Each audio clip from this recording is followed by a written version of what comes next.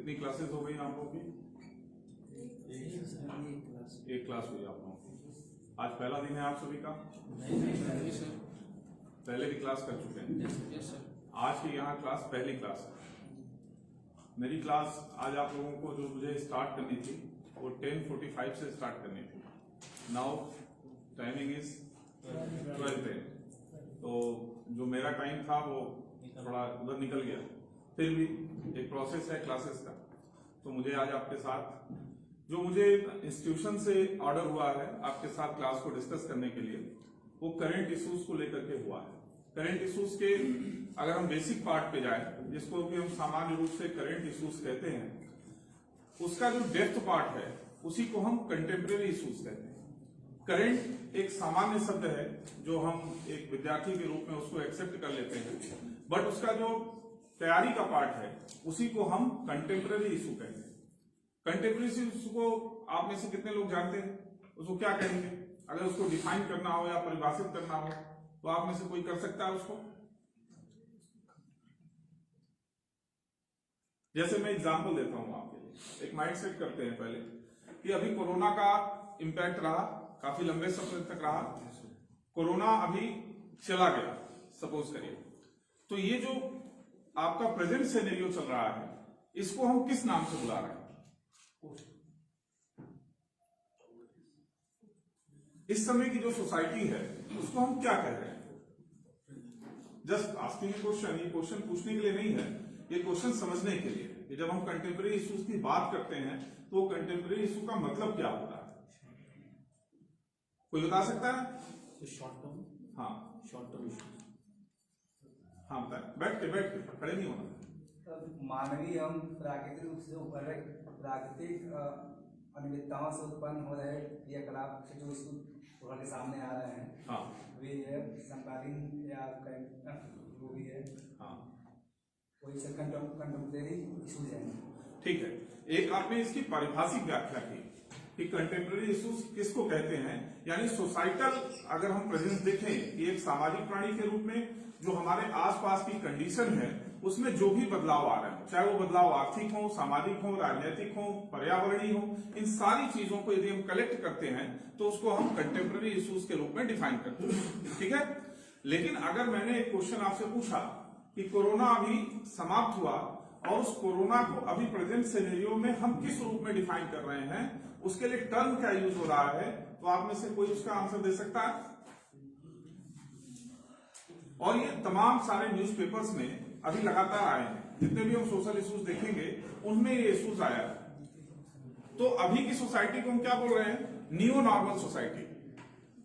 After corona जो society का nomenclature हुआ है उसको हम बोलते हैं new normal society. Why new normal society? क्योंकि कोरोना के बाद समाज के एक मेंटल लेवल में, स्ट्रक्चरल लेवल में, ऑर्गेनाइजेशनल लेवल में काफी कुछ बदलाव आया है। जैसे मैं एग्जांपल दे रहा हूं, अभी क्या बदलाव आया? सामने देखिए एक मेरे स्टूडेंट बैठे हुए हैं, उन्होंने मास्क कहां तक बांधा है ना? यहां तक बांधा है। मास्क कहां तक बांधना है? तो अभी यहां तक बांधा था, कब तक? जब तक कोरोना था। अब बांध रहे हैं, कोरोना नहीं है। क्यों बांध रहे हैं? क्योंकि कोरोना के दौरान बांधने की आदत रही है, तो अब यहां तक बांध रहे हैं। बहुत सारे लोगों को आप सोसाइटल बिहेवियर में देखेंगे तो आपको ये दिखेगा। तो ये इंपैक्ट क्या है? ये एक मनोवैज्ञानिक बदलाव है जो कोरोना के बाद हमारे समाज में दिखाई दिया। फिर दूसरा इंपैक्ट अगर आप देखेंगे न्यू नॉर्मल सोसाइटी का, हाउ टू इंटरेक्ट, यानी बहुत दिनों बाद हम लोगों से मिले। आफ्टर 1 ईयर, आफ्टर 10 मंथ्स या 9 मंथ बाद हम लोग एक दूसरे से मिले, तो जो मिलने की हमारी कैपेसिटी थी या जो इमोशनल हमारे हार्मोनल बिहेवियर थे वो थोड़े पहले की अपेक्षा अलग थे। यानी अगर हम इसको सोसाइटल टर्म में देखें तो लोगों ने एक दूसरे के साथ भावनात्मक जुड़ाव को महसूस किया, यानी रिश्तों के प्रति जो समझ बढ़ी, फैमिली के प्रति समझ बढ़ी, क्योंकि एक लंबा समय हमने किसके साथ बिताया?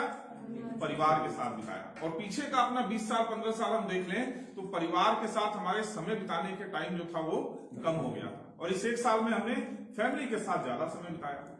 अब ये सब जो बदलाव आ रहे हैं ये हमारे न्यू जो एक तरीके की सोसाइटी है ये उसका हिस्सा है। ये किससे उत्पन्न हुआ? कोरोना से उत्पन्न हुआ। अब ऐसे इश्यूज को लेकर के जब हम अपनी स्टडी को आगे बढ़ाते हैं तो इसको हम बोलते हैं कंटेम्पररी इशू। सामान्यतः जो IAS-PCS की तैयारी करने वाला विद्यार्थी होता है वह करंट इश्यूज को उठा करके चलता है कि आज कुछ नया आविष्कार हुआ, कोई पुरस्कार मिला, कोई ऐसी चीज हुई, तो उसको हम अपने अध्ययन का हिस्सा बनाते हैं, बनाना भी चाहिए।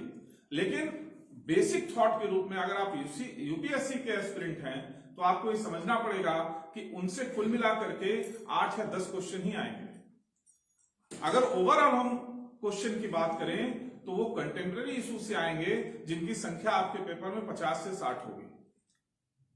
ऐसा आप पीछे के पेपर उठा करके आसानी से देख सकते हैं। ये नॉर्मल अवधारणा है। पहले मैं बात करता हूं, थोड़ा अपने बारे में चर्चा करता हूं आपसे, फिर आप लोगों से जानूंगा कि आप लोगों की तैयारी का अभी डेप्थ क्या है। इसके बाद हम लोग आएंगे सिलेबस और अदर इश्यूज पे। सर ने जैसा परिचय कराया, मेरा नाम डॉक्टर सुनील मिश्रा है। मैं वाराणसी से ही मेरी अपनी प्रारंभिक शिक्षा रही, बाद में कुछ साल मेरी शिक्षा बाहर देहरादून में रही, फिर उसके बाद कुछ दिन दिल्ली रहा। यूपीएससी का एस्पिरेंट रहा 2001 से लेकर 2005 तक। यूपीएससी एस्पिरेंट के दौरान जो भी एक्सपीरियंसेस हुआ उसके साथ हम लोग आगे बढ़े, और आगे बढ़ने के साथ ही फिर हमने अपनी जेआरएफ कंप्लीट की। जेआरएफ के बाद मैं पोस्ट डॉक्टरल के लिए गया, पोस्ट डॉक्टरल से वापस लौटा, फिर काशी हिंदू विश्वविद्यालय से पोस्ट डॉक्टरल किया, और अभी महात्मा गांधी काशी विद्यापीठ में डिपार्टमेंट ऑफ सोशियोलॉजी में अपनी सेवा दे रहा हूं। और उसके साथ साथ चूंकि यूपीएससी का एस्पिरेंट था, माइंड सेट था कि बनारस में यदि रहूंगा तो यूपीएससी के छात्रों को पढ़ाता रहूंगा। इसी टारगेट के तहत 2012-13 में उद्देश्य IAS एकेडमी एक संस्था स्टैब्लिश की। आप सभी जस्ट डायल वगैरह तो उसको देख सकते हैं, उसके बारे में डिटेल है उसमें।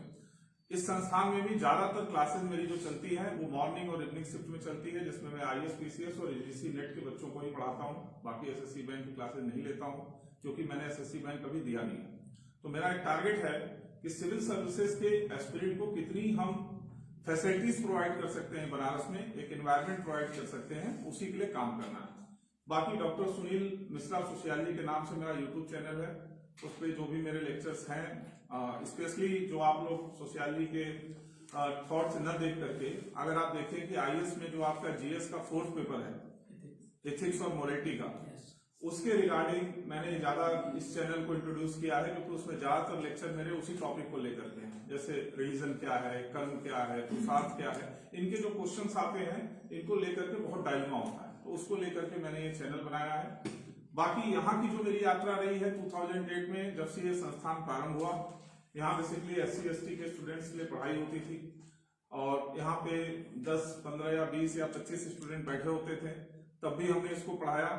लास्ट 4 ईयर से थोड़ी व्यस्तता मेरी ज्यादा थी तो मैं यहाँ समय नहीं दे पा रहा था, लेकिन इस बार इंस्टीट्यूशन ने रिक्वेस्ट किया, और थोड़े मेरे मन में भी था कि चूंकि संख्या अच्छी आ रही है और स्टूडेंट जब लार्ज स्केल पे होते हैं तो उन तक अपनी बात पहुंचाने का एक सफल माध्यम होता है।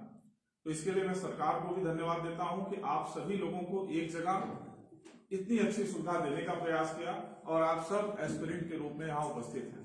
तो मेरा जो पिछले सालों का अनुभव है, एक एस्पिरेंट के रूप में, एक तैयारी कराने वाले अध्यापक के रूप में, और इस संस्थान से जुड़े हुए जो मेरे एक्सपीरियंसेस रहे हैं, क्योंकि यहाँ से भी जो विद्यार्थी निकले हैं, बहुत सारे विद्यार्थी ऐसे हैं जो सरकारी सेवाओं में जॉब कर रहे हैं। हो सकता है कुछ लोग आपसे जुड़े भी हों, नहीं भी जुड़े होंगे, तो उनके कॉन्टेक्ट नंबर और उनके डिटेल मेरे पास है। आप उनसे लेकर के अपनी चीजों को उनसे आप शेयर भी कर सकते हैं कि उन्होंने तैयारी करने के दौरान कैसी चीजों को महसूस किया। ये मेरा एक व्यक्तिगत परिचय है। आप लोग जितने भी लोग यहाँ उपस्थित हैं, आप सभी क्या यूपीएससी देने वाले हैं? सभी? इसमें से कितने लोग ऐसे हैं जिन्होंने यूपीएससी को एक बार भी अटेम्प्ट किया है? ठीक है, बैठ। और कोई एग्जाम्स देने वाले स्टूडेंट जिनका टारगेट हो कि मुझे अदर एग्जाम्स भी देना है? कौन सा एग्जाम देना चाहते हैं? आप सीडीएस। यानी कुल मिलाकर के हम देखें तो इस पूरे जो भी एक मुझे टीम मिली है, इस टीम में ज्यादातर स्टूडेंट यूपीएससी देने वाले हैं। कुछ स्टूडेंट ऐसे हैं, 4, 5, 6 स्टूडेंट ऐसे हैं जिन्होंने यूपीएससी को दिया है, बाकी ज्यादातर स्टूडेंट ने यूपीएससी को नहीं दिया है। क्लियर है? अब बात करते हैं हम यूपीएससी के सिलेबस पर। कितने लोग हैं जिनको यूपीएससी का सिलेबस क्लियर है?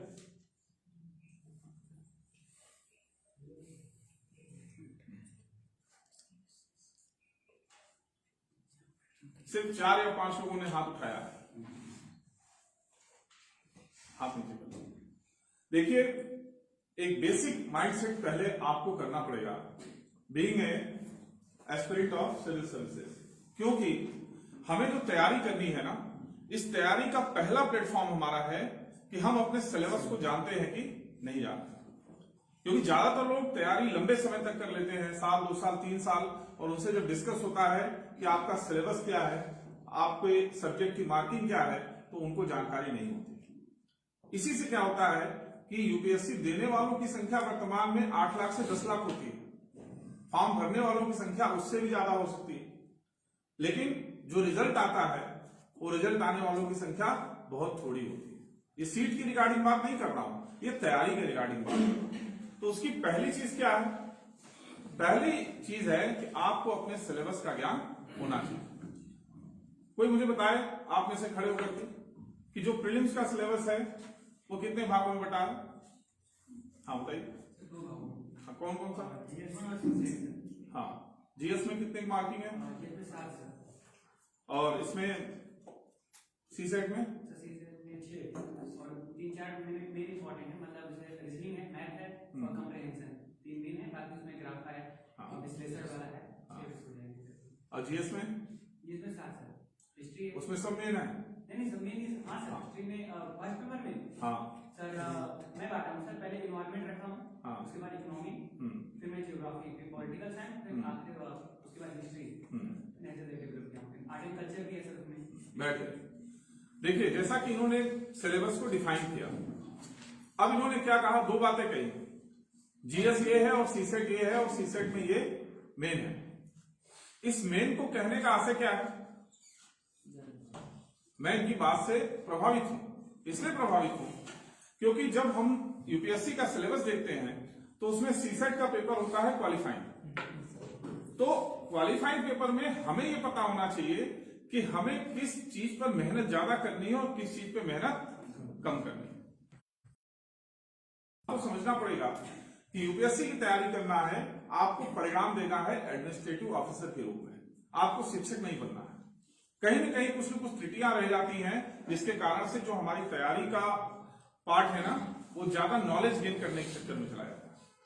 और सिविल सर्विसेज की तैयारी करने वाले व्यक्ति को डेप्थ नॉलेज होनी चाहिए, बट नॉलेज का बहुत ज्यादा संग्रहण भी नहीं होना चाहिए। यानी आपने इतना ज्यादा पढ़ना शुरू कर दिया कि जी, ये तो मार्किंग हुई ना। मैंने पूछा प्रीलिम्स एग्जाम की मेरिट कितनी थी, कोई बता सकता है?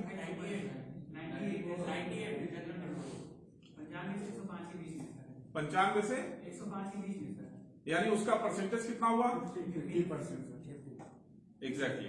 मैं जो पूछना चाहता था यही उसका मतलब है, यानी 50% से लेकर के 55% तक जो जीएस में अटेम्प्ट क्लियर कर रहा है वो लड़का प्रीलिम्स को क्वालिफाई कर रहा है। क्लियर बात? अगर हम मेंस एग्जामिनेशन की बात करें तो मेन एग्जामिनेशन में जब हम आते हैं, जो हमारे जीएस के पेपर हैं, जो हमारे क्वालिफाइंग पेपर हैं, अगर इनकी हम टोटल मार्किंग करते हैं तो कितने की है?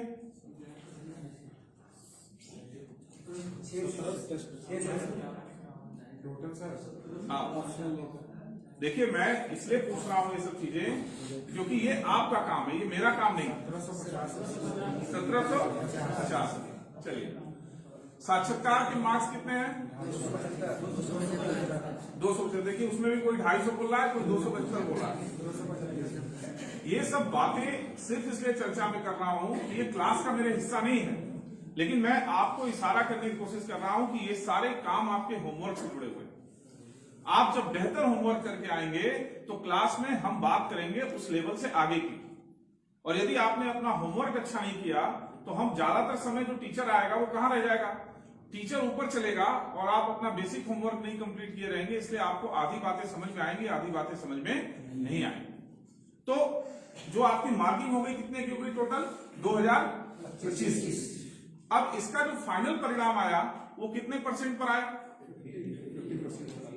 अगर आप देखेंगे तो 51.7% पर आईएएस कोई टॉप करता है और लोएस्ट जो मेरिट जा रही है वो जा रही है 45.6, 45.7 तक की मेरिट जा रही है, यानी 46% अप्रोक्सीमेटली मान लें। अब आप सोचिए कि ये मेरिट है आईएएस के फाइनल सिलेक्शन की, और यहां बैठे हुए बहुत सारे मेरे ऐसे विद्यार्थी हैं जो सामने आप सभी बैठे हुए हैं। आप सभी ने ग्रेजुएशन में 70% के ऊपर की मार्किंग गेन की होगी ना। यहां बहुत सारे ऐसे बैठे हुए हैं, है कि नहीं है? तो जो 70% की मार्किंग आप गेन करके आए हैं अपने विश्वविद्यालय, कॉलेज या अपने संस्थानों से, तो आईएएस में कितने परसेंट ला रहे हैं? तो एक बात तो क्लियर हो रही है ना कि हमें जो मेहनत करनी है, जो मेहनत हम करते आए हैं, उससे कहीं ज्यादा मेहनत नहीं करनी है। मेहनत हमें उतनी ही करनी है, लेकिन बस हमें डायरेक्शन अपना बदल देना है। अब ये डायरेक्शन बदलेगा कैसे? ये तरीका कैसे हम एडॉप्ट करेंगे कि हमको अपनी पढ़ाई कैसे करनी है? जैसे लास्ट ईयर के अगर आप जीएस का पेपर देखें और अपने न्यूज़पेपर के साथ मूल्यांकन करें, एवेलुएट करें खुद अपने आप को। आप में से कितने लोग हैं जो न्यूज़पेपर डेली पढ़ते हैं? डेली पक्का बताइएगा, अभी बात करूंगा न्यूज़पेपर से ही। हाथ उठाने के पहले ये बात समझिएगा कि उससे जुड़े हुए क्वेश्चन भी आएंगे। हाथ नीचे रखिए। कितने लोग ऐसे हैं जो न्यूज़पेपर से नोट्स बनाते हैं? Single one. अब मैं जो आपको बता रहा हूं उसको जाकर के आप अपने हिसाब से टैली करिएगा। आप हिंदी मीडियम के हो सकते हैं, इंग्लिश मीडियम के हो सकते हैं, या अदर जो भी लैंग्वेजेस हो। Times of India, Hindustan times, Hindustan या दैनिक जागरण, इन अखबारों के पिछले 1 साल के संस्करण उठा लीजिए। कलेक्शन नहीं भी होगा तो कोशिश करेंगे, मिल जाएगा, सब ऑनलाइन उपलब्ध होता है। अगर आप आईएएस का पेपर उठा करके न्यूज़पेपर के जीएस से मैच करेंगे तो लास्ट ईयर का जो मैसेज है वो 53 क्वेश्चन आए हैं न्यूज़पेपर से। और ये मैं किसी के सलाह पर या किसी की कही गई बात आपको नहीं बता रहा हूं। उन न्यूज़पेपर के कलेक्शन मेरे पास हैं और मैं एक एक क्वेश्चन को मार्किंग करके रखा हूं और मैं वो आपको बता सकता हूं कि हाँ ये क्वेश्चन इस तरीके से आया है। 53 क्वेश्चन आपके न्यूज़पेपर से हैं जो डायरेक्ट हैं। अब आप समझिए कि आप तमाम मैगजीन्स खरीदते होंगे ना, प्रतियोगिता दर्पण खरीदते होंगे, क्रॉनिकल खरीदते होंगे, तमाम मैगजीन्स खरीदते होंगे। और एक एक मैगजीन का अगर वॉल्यूम सेट हम क्लियर करें तो एक मैगजीन लाने के बाद उस मैगजीन को कितने लोग हैं जो कवर करते हैं? ज्यादातर लोग क्या है, 2, 4, 6 पेज, 8 पेज, 10 पेज पढ़ लिया, पढ़ने के बाद वो मैगजीन अपने रैक में रख दिया। हर मंथ की ये चीजें होती है। इसको थोड़ा सॉर्ट आउट करना पड़ेगा। कैसे करेंगे? न्यूज़पेपर के थ्रू करेंगे। एक न्यूज़पेपर डेली इश्यूज का उठाएंगे और उसमें नेशनल और इंटरनेशनल इश्यूज को कवर करेंगे। ये आपकी देखना। हेलो, वेट करिए, आधे घंटे में आऊंगा। तो ये जो इशू है ये आपको न्यूज़पेपर से कवर करना पड़ेगा। मैं इतनी बातें इसलिए बता रहा हूं क्योंकि जब मैं आपको पढ़ाऊंगा कंटेम्प्रेरी इश्यूज पे जब हम चर्चा करेंगे तो उसमें बहुत ज्यादा से ज्यादा जो इशू होगा वो न्यूज़पेपर से जुड़ा होगा। तो जब आप उसकी स्टडी करके आएंगे, जब उस पर होमवर्क करके आएंगे तो मेरी बात जो मैं आपको एक्सप्लेन करूंगा उसकी डेप्थ आपको समझ में आएगी। नहीं तो क्या होगा, आपको ज्यादातर एक माइंड सेट करके चलेंगे कि मैं फैक्ट आपको ब्लैक बोर्ड पे लिखा दूंगा, आप फैक्ट नोट करके चले जाएंगे। सिर्फ इससे आईएएस जो तैयारी है वो प्रॉपर डेप्थ में नहीं हो पाएगी। आप अपना होमवर्क करके आएंगे, यहां हमारे साथ डिस्कस करेंगे, देन कुछ चीजों को हम निकाल करके क्वेश्चन आंसर का एक फॉर्मेट बना लेंगे कि हाँ ये क्वेश्चंस इस साल के आईएएस के लिए इंपॉर्टेंट हैं। क्योंकि अगर हम अपना टारगेट नहीं पूरा कर पाए, सपोज करिए हमको इस साल के एग्जाम में बैठना है और मैं आपको कंटेम्प्रेरी इशू पढ़ा रहा हूं और मेरे पढ़ाए गए इशू से अगर आपको 30, 35, 25 क्वेश्चन नहीं मिले तो मेरी क्लासेस का क्या मतलब है? इसलिए हमको ये काम बेसिक रूप से करना पड़ेगा। तो जो लोग भी यहां पर बैठे वो इस बात को मान के चले कि उनको मेरी क्लास में न्यूज़पेपर पढ़ के आना है। अगर पीछे का नहीं पढ़ पा रहे हैं तो अभी से पढ़ना शुरू कर दें, क्योंकि पीछे के इश्यूज मैं पढ़ा दूंगा, लेकिन अभी के इश्यूज से लेकर के जब तक मैं पढ़ाऊंगा उतना न्यूज़पेपर का इश्यूज आपको तैयार होना चाहिए। अब मैं पढ़ाऊंगा कैसे, इस पर हम लोग चर्चा कर लेते हैं थोड़ी सी। अब जैसे सब्जेक्ट वाइज यहां आपको सारे टीचर्स पढ़ा रहे हैं, कॉन्स्टिट्यूशन भी कोई पढ़ा रहा है, इकोनॉमिक्स भी पढ़ाएंगे, हिस्ट्री भी पढ़ाएंगे, ज्योग्राफी भी पढ़ाएंगे, एनवायरमेंट भी पढ़ाएंगे। ये सारे पेपर जो टीचर्स यहाँ पर पढ़ाएंगे, हर पार्ट के कुछ कंटेम्प्रेरी इशू होंगे। टीचर जो पढ़ाएगा, जैसे हिस्ट्री जो टीचर पढ़ा रहा है वो पूरा वैदिक पीरियड से लेकर के चलेगा, मेडिवल एज तक आते आते मॉडर्न हिस्ट्री तक आपसे डिस्कस करेगा। लेकिन हिस्ट्री के जो करंट इश्यूज हैं, यानी जो समकालीन इतिहास में जो चीजें चल रही हैं, उस पर चर्चा हम लोग क्लास में करेंगे। यानी हिस्ट्री का जो ट्रेडिशनल पार्ट है वो आप किसी भी टीचर से पढ़ते रहिए, वो आपको पढ़ाएंगे। लेकिन मेरा जो काम है इतिहास विषय को लेकर के जो कंटेम्प्रेरी चीजें चल रही हैं उस पर हम लोग चर्चा करेंगे। उसी तरीके से इकोनॉमिक्स पे बात करेंगे। अभी देखिए इकोनॉमिक्स में जो बजट आया, अगर उसकी हम बात करते हैं, इस बार के बजट में मूल इश्यूज क्या थे, बेसिक फंडामेंटल्स कोई बता सकता है? 4 स्तंभ थे जी, लोग 4 स्तंभ की बात की गई है, विनिर्माण, लोकतंत्र और 2 सर याद नहीं पढ़ा है। ठीक है, बैठ जाइए। इसमें कृषि निर्यात के लिए क्या बात की गई है? सर सिंचाई के लिए मैं जो पूछ रहा हूं उसका आंसर देंगे आप। मैं पूछ रहा हूं कृषि निर्यात, टर्म सोचिए, सिंचाई इशू नहीं होगा उसका। सर ट्रेन चलाई गई है, ट्रेन चलाई गई है जिसमें सब्जियों को दूसरे स्टेट में आसानी से पहुंचाया जा सके। मैं क्या बोल रहा हूं, फिर क्वेश्चन देखिए। मैं बोल रहा हूं कृषि निर्यात, निर्यात का मतलब निर्यात कहां करेंगे? देश के बाहर की बात हो रही है ना, अभी हम इस पे बात कर रहे हैं। क्वेश्चन भी समझना पड़ेगा, क्योंकि आईएएस में बेसिक फंडामेंटल गलतियां भी वही होती हैं। हमारे ज्यादातर स्टूडेंट जो गलतियां करते हैं वो जब एग्जाम हॉल के बाहर निकलते हैं तो उसका आंसर उनको पता होता है, और बाहर आके अपना ही सर पे पीट रहे होते हैं, काश मैंने ये इसको मार्किंग सही कर ली होती। और 4-5 क्वेश्चन निगेटिव मार्किंग में क्या होते हैं, बड़े रोल प्ले करते हैं। अगर 4-5 क्वेश्चन आपने गलत कर दिए, इसका मतलब मेरिट से आप बाहर हो सकते हैं। इसीलिए जब कोई टीचर या कोई क्वेश्चन पेपर आप पढ़ते हैं, कहा जाता है उसको आप थारोली पढ़िए, और टीचर जब पढ़ा रहा है तो उसको थारोली सुनिए कि क्वेश्चन क्या हो रहा है। मैंने पूछा कि इस बार के बजट में कृषि निर्यात को लेकर के क्या प्रावधान किए गए।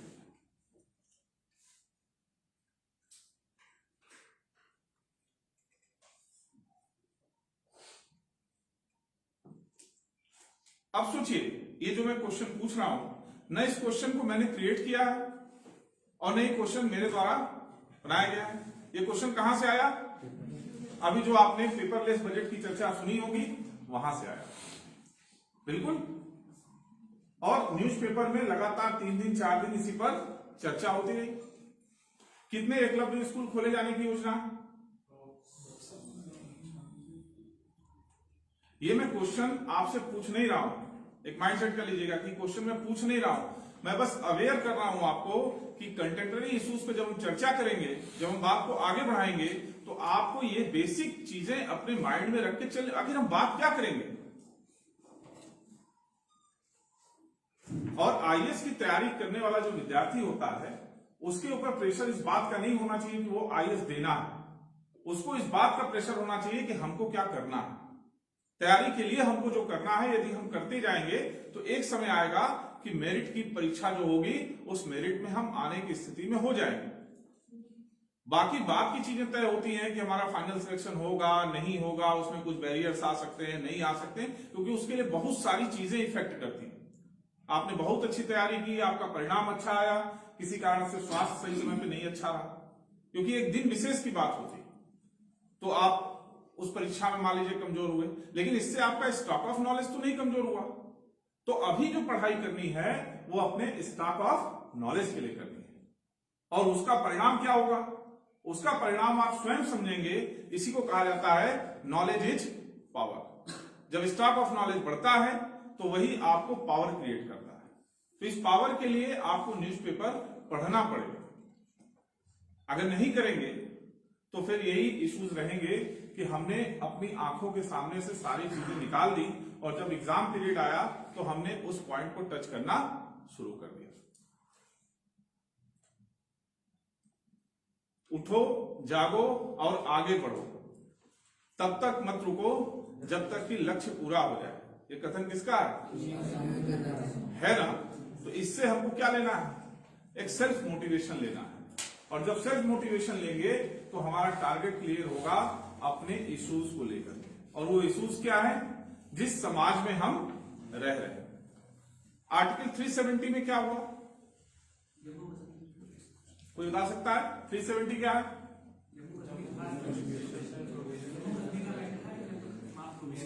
अच्छा, आंसर क्या दिया इन्होंने? 370 जम्मू कश्मीर का मैटर था, 370 समाप्त हो गया। बैठ जाइए, बैठ जाइए। और कोई? आर्टिकल 370 के तहत जम्मू कश्मीर को विशेष राज्य का दर्जा दिया गया था, जिसे समाप्त कर दिया गया। बैठ गए। और कोई? जम्मू कश्मीर का अपना एक विशेष संविधान था, हाँ, जिससे वो जो जम्मू कश्मीर में लागू था वो हाँ। अब उसको रद्द कर दिया गया। वो अब भारत का एक आईपीसी लागू है, जो भारत का जो कानून होगा उस पर लागू होगा। अच्छा, ठीक है। अब यहाँ पे ज्यादातर स्टूडेंट ये कह रहे हैं कि 370 को एबॉलिश कर दिया गया, समाप्त कर दिया गया, जबकि कॉन्स्टिट्यूशनल प्रोसेस में जो हमारा अमेंडमेंट हुआ है, इसमें कोई ऐसा प्रोसेस नहीं है जहां पे इसको समाप्त किया गया है। पहली चीज तो ये क्लियर करना होगा। है क्या? अमेंड हुआ है। अमेंड क्या हुआ है? इसका क्लॉज अमेंड हुआ, क्लॉज जिसके कारण से विशेष राज्य का दर्जा दिया गया। क्योंकि अगर हम इसको समाप्त करते हैं तो राज्य जो उसका भाग है, किसका भाग है? भारतीय गणराज्य का, वो राज्य की परिभाषा से बाहर हो जाएगा, डेफिनेशन ऑफ स्टेट की बाहर से बाहर हो जाएगा। तो संशोधन किसमें हुआ? उसके क्लॉज में। क्लॉज 1, क्लॉज 2 अमेंडेड, है ना? अमेंड करके उस विशेषाधिकार की स्थिति को समाप्त कर दिया। लेकिन ज्यादातर लोग जब इसका आंसर देते हैं तो क्या देते हैं? इसको समाप्त कर दिया। अब क्या है, ये चीजें सामान्य व्यक्ति बोलेगा तो चल जाएगा, लेकिन हम आप जो एस्पिरेंट हैं, जिनको सिविल देना है, जिनको तैयारी करनी है, उनके लिए क्या है, इसकी एक बेसिक जानकारी पूरी होनी चाहिए। किस रूप में होगी? जब हम कंटेम्पररी इश्यूज पर अपनी नजर बना के चलेंगे। नहीं तो क्या होगा, ऐसे ही जानकारी होगी कि 370, और आप यहां से चले जाइए विश्वविद्यालय तक, मैक्सिमम लोग आपको यही मिलेंगे कहते हुए कि इसको समाप्त कर दिया, जबकि ऐसा नहीं था। क्या चेंजेस हुए वहां पर? आपको क्या लगता है कि 370 और 35A का जो अमेंडमेंट हुआ, इस अमेंडमेंट से वहां क्या बदलाव आया? सबसे ज्यादा फायदा किसको मिला? वहाँ के रहने वाले लोगों को। सेना सेना को। हाँ, पहले से ही हाँ, संचार, रक्षा, हाँ, कम्युनिकेशन, हाँ, हाँ, इससे लोगों को फायदा मिलेगा।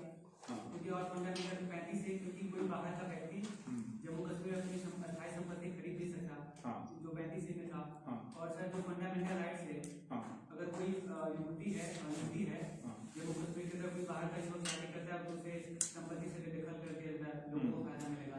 कोई जम्मू कश्मीर के लिए कोई स्टेट सेवा नहीं थी, अक्सर इसलिए IPS वाले भी वहां पे जाके अपनी मांग दे सकते हैं। यानी अगर जो आपकी बात को मैं कोट करूं तो इसका सीधा संबंध किससे है?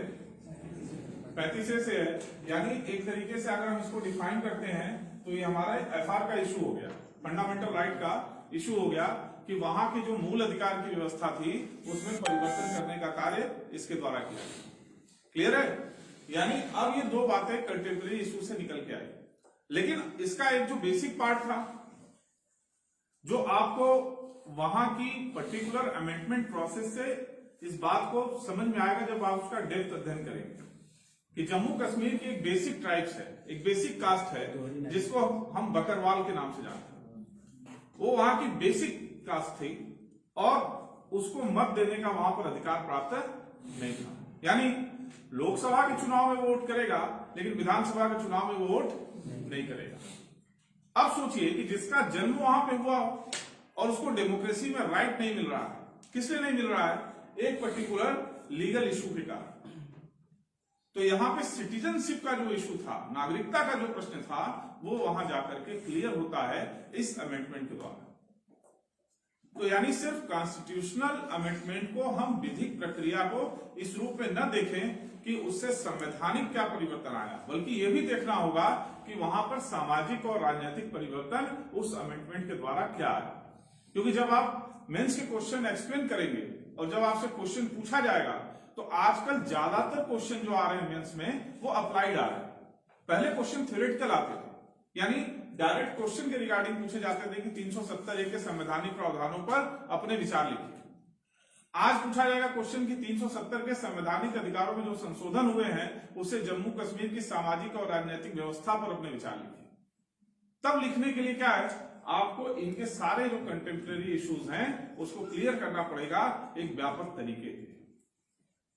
और ये जो इश्यूज होते हैं ना, इनको हम प्रीलिम्स परीक्षा की तैयारी से ही यदि हम तैयार करेंगे तब हम आईएएस की प्री को भी क्वालिफाई करेंगे और मेंस में भी ये अप्रोक्सीमेटली हमको 60 से 70% की मदद करेंगे। लेकिन अगर प्रारंभिक परीक्षा की तैयारी हमने फैक्ट लेवल पे शुरू कर दी, कुछ चीजों को याद करना शुरू कर दिया या कुछ चीजों को ऐसे ही रखना शुरू कर दिया, तो वो प्रारंभिक परीक्षा में भी हमारे लिए बहुत लाभकारी नहीं होंगे और उसका परिणाम मेंस के लिए भी हमारे लिए बहुत फायदेमंद नहीं होगा। इसलिए मैं ये कह रहा हूं कि कंटेम्प्रेरी इश्यूज की जो पढ़ाई होगी वो हम लोग अलग अलग सब्जेक्ट के अलग अलग टॉपिक के हिसाब से करेंगे। हो सकता है कि 2020 अगर मान लीजिए सपोज करिए 2021 में बहुत सारे लोगों को बैठना होगा या 2022 में बहुत सारे लोगों को बैठना होगा, तो इन 2 सालों का अगर हम इशू निकाल लें और मान लीजिए हम हिस्ट्री की बात करते हैं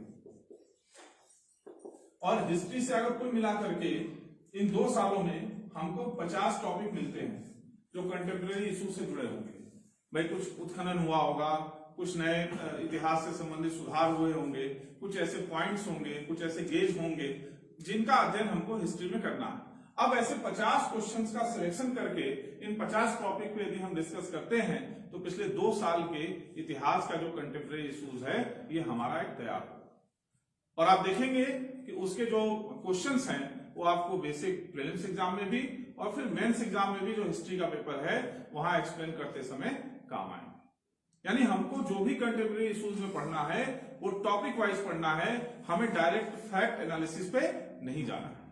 ज्यादातर करंट अफेयर्स को लोग कंटेम्प्रेरी इशू से जोड़ के चलते हैं कि करंट अफेयर्स की तैयारी हो गई मतलब हमारा कंटेम्प्रेरी इश्यूज हो गया। तो उसमें क्या होता है कि आप सतही लेवल पे रहते हैं, ऊपर के लेवल पे आप अपनी तैयारी कर लेते हैं, कुछ आपने ऑर्गेनाइजेशन याद कर लिए, कुछ पुरस्कार याद कर लिए, कुछ सम्मान याद कर लिए, कुछ संशोधन याद कर लिया और आपने कहा कि करंट के हमारी तैयारी हो गई। और जब आप एग्जाम देने जाते हैं तो वहां करंट में से आपको 3 या 4 क्वेश्चन मिलते हैं, तो आपको लगता है कि पेपर बनाने वाले ने कहां से बना दिया, ये पेपर हमको समझ में नहीं आया। तो इसलिए हमको कंटेम्प्रेरी इश्यूज के इन बेसिक चीजों पर ध्यान करना पड़ेगा। अब मैं किन किन पेपर्स को पढ़ाऊंगा जरा उसको आप लोग नोट कर लीजिए।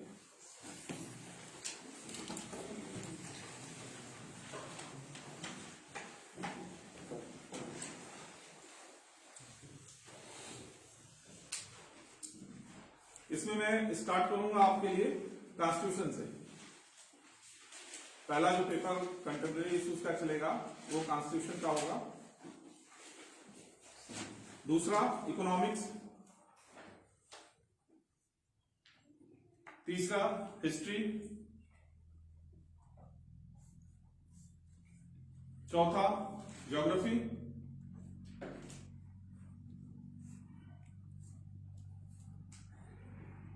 पांचवा general science, fifth general science,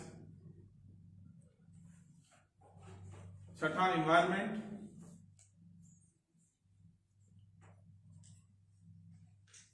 सातवां organisation,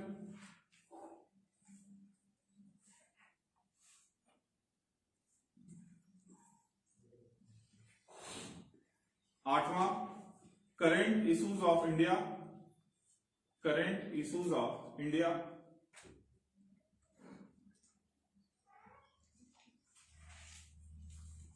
current issues of international,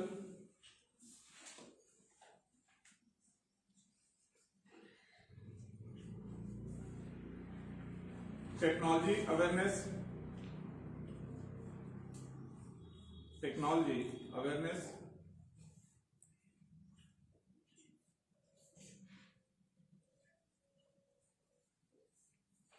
और लास्ट है आपका new innovation of thought, new innovation of thought.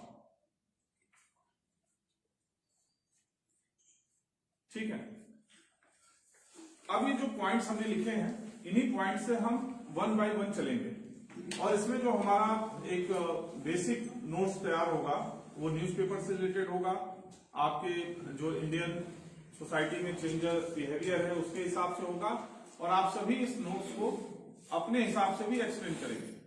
मेरा रिक्वेस्ट ये है कि जो भी मैं क्लास में आपको लिखाऊंगा उसको किसी प्लेन पेपर पे नोट करिए, ठीक है, कॉपी पे नोट मत करिएगा, ये मेरा रिक्वेस्ट है आप सभी से, क्योंकि जो पेपर मैं आपको पढ़ाऊंगा इसमें बहुत सारे चेंजेस होंगे। आज मैं पढ़ा रहा हूं, 2 महीने 3 महीने बाद कुछ चेंजेस हो सकते हैं, तो कॉपी में जब आप नोट करते हैं तो उसके एक्सप्लेनेशन का दायरा जो है सीमित हो जाता है। प्लेन पेपर पे पढ़ाएंगे, उसको आप बनाएंगे तो 2-3 महीने बाद कुछ चेंजेस होंगे, तो आप पेपर को ऐड करके इस फाइल को मेंटेन कर सकते हैं।